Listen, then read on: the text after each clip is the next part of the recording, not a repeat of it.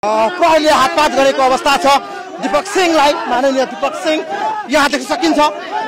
यहाँ प्रहरीले माननीय दीपक सिंहलाई हातपात गरेको अवस्था छ। यहाँ प्रहरी र राप्रपा शुभेच्छक समर्थकहरू बीचमा मुठभेडको अवस्था बनेको छ। डस्टबिन यो हो काठमाडौँको नेपाली जनताले लगाउँछ।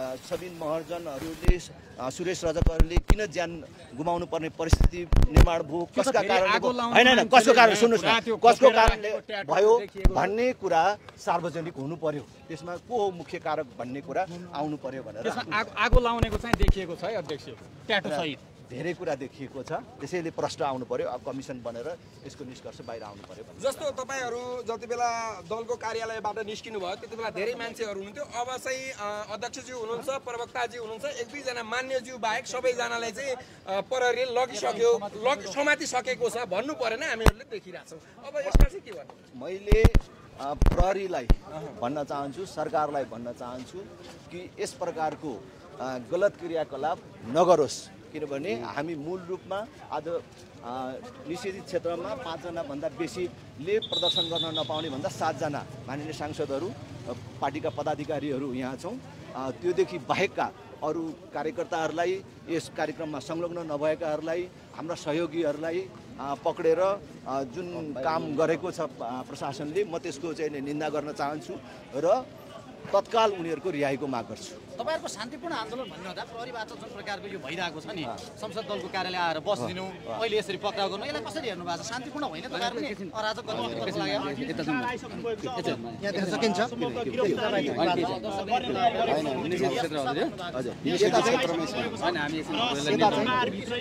यहाँ प्ले कार्डहरू प्रदर्शन गर्न सकिँदैन, नठेलौँ न, मिल्दैन, कानुनले वञ्चित गरेको छ। के छ हजुरहरूलाई हामी यही राख्ने हो कि लाने हो, के हो? अनि कतै लान्छु, सुरक्षित ठाउँमा लान्छु।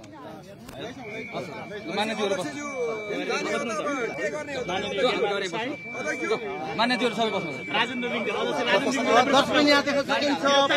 प्रहरीले गिरफ्तारी गरिसकेको अवस्था छ। यतिखेर राप्रपाका चाहिँ अध्यक्ष, प्रवक्ता, उपाध्यक्ष लगायत सम्पूर्ण राप्रपा पदाधिकारीहरूलाई यतिखेर प्रहरीले सिंहदरबार गेटबाटै गिरफ्तार गरिसकेको छ। यहाँ देख्न सकिन्छ।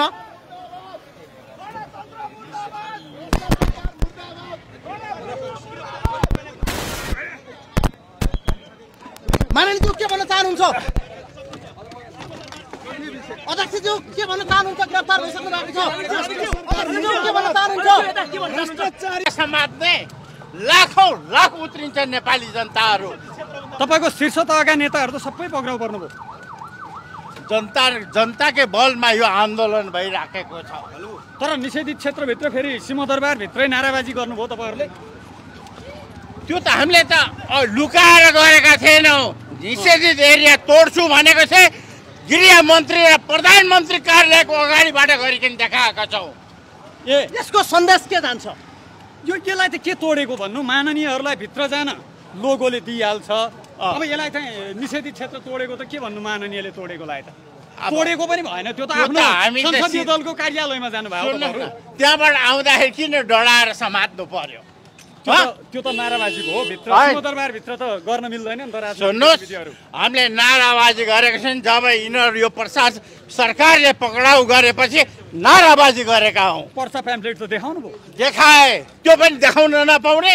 यही गणतन्त्र चौथो अङ्गको लागि चाहेको, जनताको लागि।